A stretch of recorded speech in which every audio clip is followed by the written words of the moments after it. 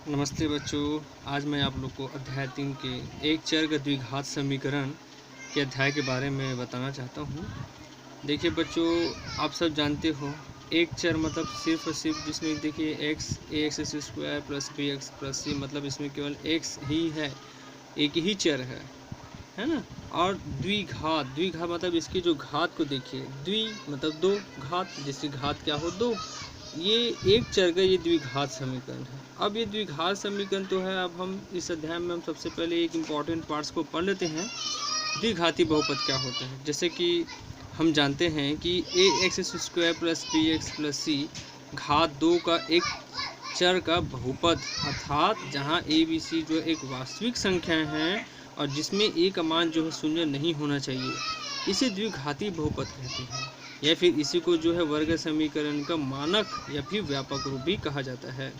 और इसे जो है शून्य के बराबर रखने पर यह जो है एक समीकरण बन जाता है। तो आप देख रहे हो बच्चों, सिंपल से परिभाषा आप याद रखिए कि जिसकी घात 2 हो और जिसमें केवल एक ही चर हो, है ना, तो इस प्रकार के जो बहुपद होंगे वे द्विघाती बहुपद होंगे। और इसके बराबर अगर 0 रख दिया जाता है तो ये समीकरण बन जाता है। अब आपके अध्याय में प्रश्नावली पहला के क्वेश्चन जो हमने लिया है, निम्नलिखित में से वर्ग समीकरण को चुनिए। निम्नलिखित में से वर्ग समीकरण चुनिए मतलब देखिए, सबसे पहले आपको एक बहुपद दिया गया है, X square plus 3x minus 2 is equal to 0। ये समीकरण है।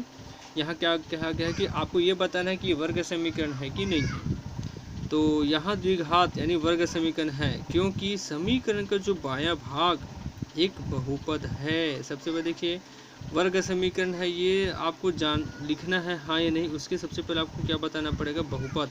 आप सब लोग जानते हो कि जो बहुपद होता है उसका घात जो है क्या होता है, जो है एक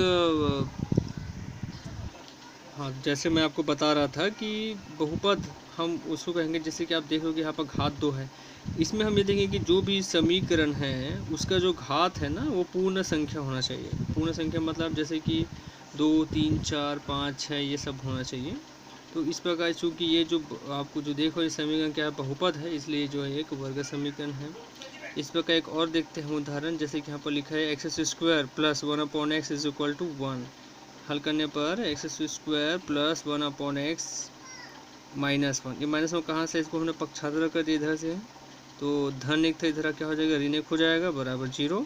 या फिर इसे हम लिख सकते हैं X square plus x to power minus one is equal to 0। अब देखिए, चूंकि यह वर्ग समीकरण नहीं है, क्योंकि समीकरण का जो बायां भाग बहुपद नहीं है। आप देख रहे हो कि ये 2 तो है पूर्ण संख्या है, लेकिन ऋण एक पूर्ण संख्या नहीं है ना भाई। तो इस प्रकार यह जो है बहुपद नहीं है। तो इस प्रकार बच्चों, इसमें साफ मैंने एक नोट्स लिखा है, उसको आप पढ़ सकते हो। आपको समीकरण में यह देखना है कि चर का जो घात है वह वास्तविक संख्या में ही हो तब वह बहुपद होगा, और घात 2 हो तब वह वर्ग समीकरण होगा। देखिए भाई, इसमें क्या बताया गया, वास्तविक संख्या होना चाहिए। वास्तविक मतलब कोई ऋणात्मक संख्या नहीं होना चाहिए, कोई भिन्न संख्या नहीं होनी चाहिए। उसमें केवल जैसे कि 1, 2, 3, 4, 5, 6, 7 ऐसा होना चाहिए, तो वो आज जो है आपका बहुपद होगा। और घात अगर 2 है तो वो वर्ग समीकरण होगा।